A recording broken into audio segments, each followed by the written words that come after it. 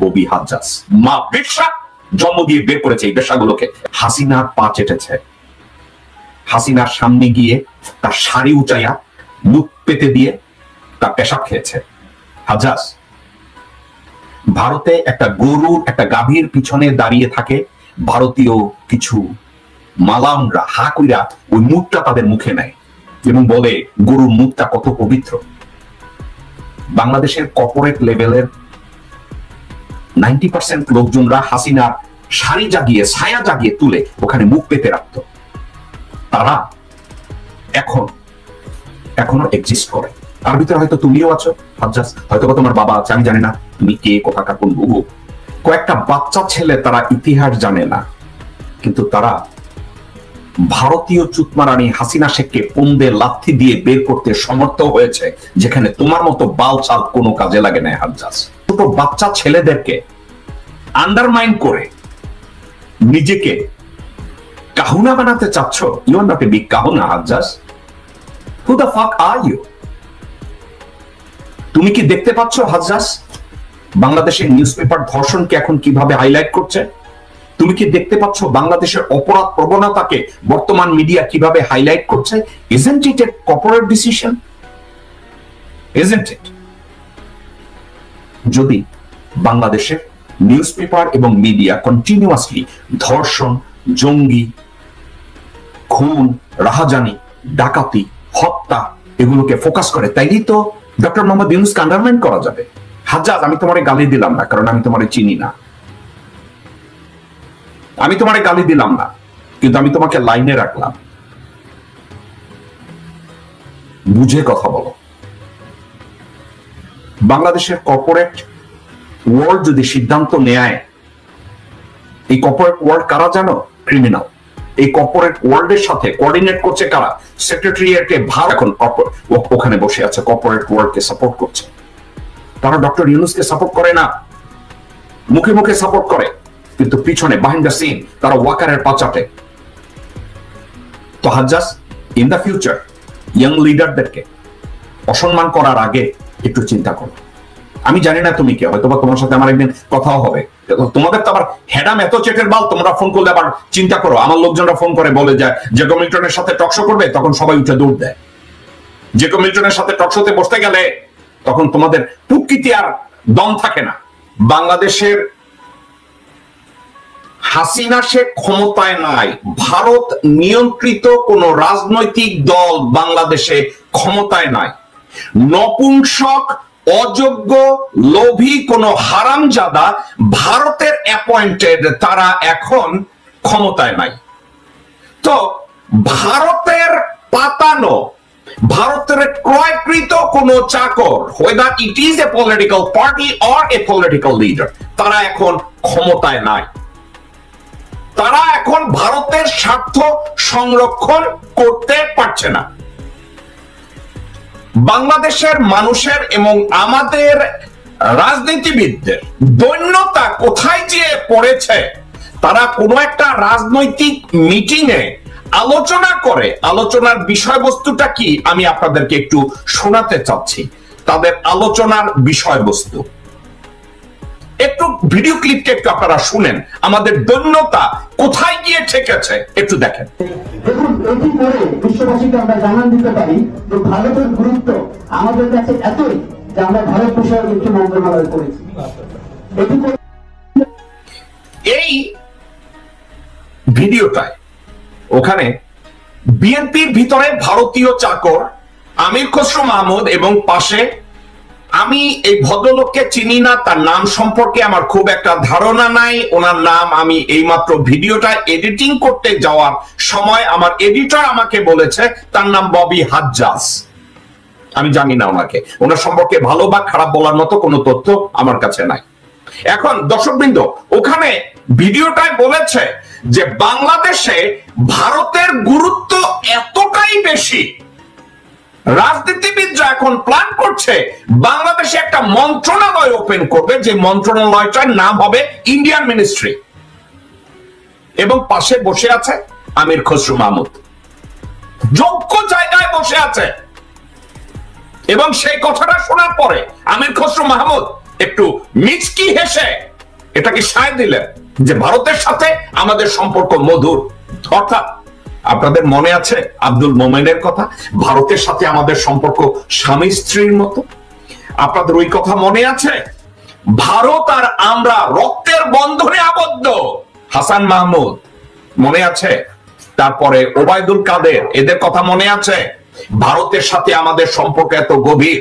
এখন রাজনৈতিক আলোচনা হচ্ছে যে ভারতের একটা মিনিস্ট্রি, আমাদের মন্ত্রণালয়টার নাম হবে ভারতীয় মন্ত্রণালয়। দর্শকবৃন্দ, আমি প্রসঙ্গটা পাশ কাটিয়ে গেলাম। তো অ্যান্টোনিও গুটেরেস উনি চলে যাওয়ার পরে একটা জিনিসে সবার মুখে কতগুলো লম্বা লম্বা জোক তৈরি হয়েছে। নির্বাচন চাই, নির্বাচন চাই, নির্বাচন চাই। যারা গত 17 বছরে নির্বাচনের নামের প্রহসন করেছে, কোনদিন বলতে পারে না হাসিনার সামনে গিয়ে দাঁড়িয়ে নির্বাচন চাই, আগে নির্বাচন দিতে হবে, এখন নির্বাচন দিতে হবে, আজ নির্বাচন চাই, জুন মাসে নির্বাচন চাই, এ ধরনের কথা কেউ বলতে পারে না। এখন মির্জা ফখরুল নির্বাচন চায়, আমির খসরু মাহমুদ নির্বাচন চায়, বিএনপি নির্বাচন চায়, সবাই নির্বাচন চায়। এখন এই নির্বাচনের প্রেসক্রিপশনটা কার? দর্শকবৃন্দ, এই নির্বাচনের প্রেসক্রিপশনটা কার? আপনার মনে আছে আমি যখন টকশো গুলো করতাম, আমি বলতাম হাসিনার গভর্নমেন্ট অর্থাৎ আওয়ামী লীগ গভর্নমেন্ট যদি বাংলাদেশে ফল করে সবচেয়ে ক্ষতিগ্রস্ত হবে একটা দেশ, সবচেয়ে ক্ষতিগ্রস্ত হবে একটা দেশ। আমার ভাই বোনেরা, আমার দর্শকবৃন্দ, আপনাদের এই কথাটা মনে আছে যে সবচেয়ে ক্ষতিগ্রস্ত হবে হাসিনা শেখ? সরি, হাসিনা শেখ হবে দ্বিতীয় ক্ষতিগ্রস্ত, সবচেয়ে বেশি ক্ষতিগ্রস্ত হবে ভারত। আপনাদের আমার কথাটা মনে আছে? এখন ভারত তার এই ক্ষতিটাকে আর কন্টেইন করতে পারছে না, তাদের এই লস তারা আর মেনে নিতে পারছে না, তাদের এই নপুংসতা, চা বিক্রেতার চাকর বাকররা বাংলাদেশে আর কোথাও দাঁড়াতে পারছে না। এখন তাদের কষ্ট। বিএনপি কে বলছে আয় তুই বগলে আয়, তোর কতগুলা গরু ছাগল কুত্তা হারামজাদা আছে না, তোদেরকে দিয়ে সরকার বানাই দেবো বাংলাদেশে। লেনদুব দর্জি খালেদা জিয়া কইছে তোরে লেনদুব দর্জি বানাবো, তুই তাড়াতাড়ি দৌড়ে আয়। দর্শকবৃন্দ, আজকের এই কথাটা কেন বললাম আপনারা কি জানেন? বাংলাদেশের প্রথম শ্রেণীর রাজনৈতিক দলের ভিতরে প্রথম একজন নেত্রী হাসিনাকে বলেছিল লেনদুব দর্জির মতো আচরণ করবেন না, লেনদুব দর্জির মতো কথা বলবেন না। কে বলেছিলেন আপনাদের মনে আছে? আমার মনে আছে, বেগম খালেদা জিয়া। বেগম খালেদা জিয়া এই কথাটা বলেছিলেন একজন স্টেটসম্যানের মতো। স্টেটমেন্ট, একজন স্টেটসম্যান যেভাবে কথা বলে, বেগম জিয়া এই কথাটা বলেছিলেন যে লেনদুব দর্জির মতো কথা বলবেন না, লেনদুব দর্জির মতো আচরণ করবেন না। বেগম জিয়াকে এর খেসারত দিতে হয়েছে। ডিপ্লোম্যাট এটাকে নিয়ে হেডলাইন করেছে, হিন্দুস্তান টাইমস এটা নিয়ে আর্টিকেল করেছে।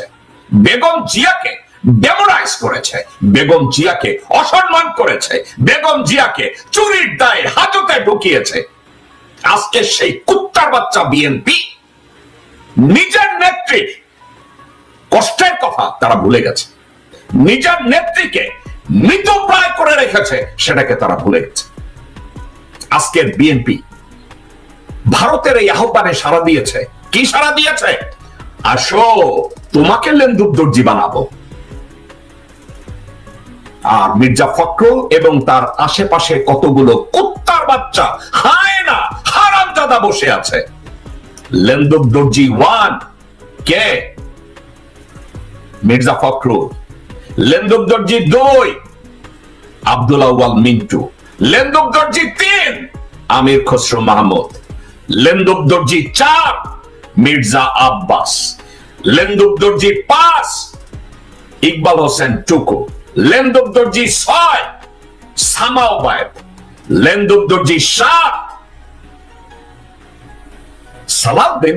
আপনাদের কারো সন্দেহ আছে? ভারত থেকে ট্রেনিং নিয়ে এসেছে, তাকে তৈরি করে দিয়েছে। বুঝেছেন? এদেরকে দিয়ে বিএনপি এখন লেনদুব দর্জি সরকার গঠন করবে। হয়তো বেগম জিয়াকে তাদের দরকার নাই, তারেক জিয়াকে তাদের দরকার নাই। কেন দরকার নাই? বেগম জিয়া তো ভারতের আধিপত্যবাদ এবং আগ্রাসন মেনে নেবে না তো? জনাব তারেক রহমান, তার শরীরে তো জিয়ার রক্ত, ওই রক্ত তো ভারতের আধিপত্যবাদ এবং আগ্রাসন মেনে নেওয়ার কথা না। Therefore, বেগম জিয়া দেশে ছিল, তাকে বাইরে জোর করে পাঠাও। তারেক রহমানের মামলাগুলো ঝুলায় রাখো, সে যাতে দেশে না আসে। মির্জা ফখরুল ভাষণ দিতে গিয়ে বলবে শেখ মুজিবুর রহমান আমাদের নেতা ছিল না। এ হচ্ছে বিএনপি। দর্শকবৃন্দ, তো সর্বসাকল্যে গিয়ে তারা নির্বাচন প্রেসক্রিপশন। আজকের একটা কথা আমি আপনাদেরকে বলে রাখি, সত্যিকার অর্থে বাংলাদেশে এখন যারা নির্বাচনের প্রপোনেন্ট, যারা নির্বাচন চায়, যারা নির্বাচনের জন্য গলা শুকায়, তাদের টার্গেট জনগণের কল্যাণ না, তাদের টার্গেট দেশের উন্নয়ন না, তাদের টার্গেট বাংলাদেশের স্থায়িত্ব না, তাদের টার্গেট একটা, one and only target, doctor Yunus খেদাও আর ভারত বাঁচাও। দর্শকবৃন্দ, ঠিকই শুনেছেন, তাদের টার্গেট একটা, ডক্টর মোহাম্মদ ইউনূসকে খেদাও আর ভারতকে বাঁচাও। ভারত মরে যাচ্ছে। ডক্টর মোহাম্মদ ইউনূসের হাত এত লম্বা, 55,000 বর্গ মাইলের বাইরে গিয়ে ভারতের টুটিটা চেপে ধরছে ডক্টর মোহাম্মদ ইউনূস। কোনো কাজ হচ্ছে না যে বাংলাদেশের মুসলমানরা রোজার মাসে শুধু হিন্দু চাটে, খালি চাটে না, এবার ডক্টর মোহাম্মদ ইউনূসের হাত খান ওদের টুটি পর্যন্ত গিয়ে পৌঁছে। ওই টুটি পর্যন্ত পৌঁছায় ভারত যত ব্যথা পায়, মির্জা ফখরুল তত চিল্লায়। ভারত যত ব্যথা পায়, আমির খসরু তত চিল্লায়। ভারত যত কষ্টে থাকে, বিএনপি নেতৃবৃন্দের মুখের দিকে তাকায় দেখেন, আহারে মরে যাচ্ছে। নির্বাচন, আসল কথা কি? কথা একটা, ইউনূস খেদাও, ভারত বাঁচাও। বিএনপির মূল মন্ত্র একটা, বাংলাদেশ জিন্দাবাদ তাদের কোনো মূল মন্ত্র না, 31 দফা তাদের কোনো মূল মন্ত্র না, বেগম জিয়ার চিকিৎসা তাদের মূল মন্ত্র না, বাংলাদেশের অস্তিত্ব টিকাও এটা কোনো মূল মন্ত্র না। তারা এই নির্বাচনটাকে সামনে তাড়াতাড়ি করার জন্য, বাংলাদেশের আইন শৃঙ্খলা পরিস্থিতিকে সবচেয়ে নিচে নামানোর জন্য বিএনপির পাশে কাজ করছে বাংলাদেশের মিডিয়া। দর্শকবৃন্দ, বাংলাদেশের মিথ্যাচারী, বাংলাদেশের সামাজিক পতিতা, শুয়োরের বাচ্চা প্রথম আলো, মতি এবং মাহফুজ আহমের মতো ডেইলি স্টার, 71 আর এদের আজে বাজে এদের নাম আর না নিলাম, তাদের সবার টার্গেট একটা, ইউনূস খেদাও, ভারত বাঁচাও। দর্শকবৃন্দ, আমি কয়েকদিন আগে রাস্তায় হাসিনা শাসন আমলে কত শিশুকে মারা হয়েছে, কত শিশুর সামনে থেকে বাবাকে গুম করা হয়েছে, কত শিশুদেরকে স্নাইপার শুটাররা গুলি করে, হেলিকপ্টার থেকে গুলি করে মেরে ফেলেছে। ঠিক আছে, এখন এই মুহূর্তে কি শিশু ধর্ষণ হচ্ছে? অফকোর্স হচ্ছে। এই যে আসিয়ার উপরে যেটা করা হয়েছে, এটা কি হয়েছে? অফকোর্স হয়েছে। কিন্তু একটা কথা আপনাদেরকে আমি বলি, উই আর দ্য পিপল, অর্থাৎ আমার অর্গানাইজেশন বাংলাদেশে, দর্শকবৃন্দ, আমি আমার উই আর দ্য পিপলের স্টুডেন্ট, আমার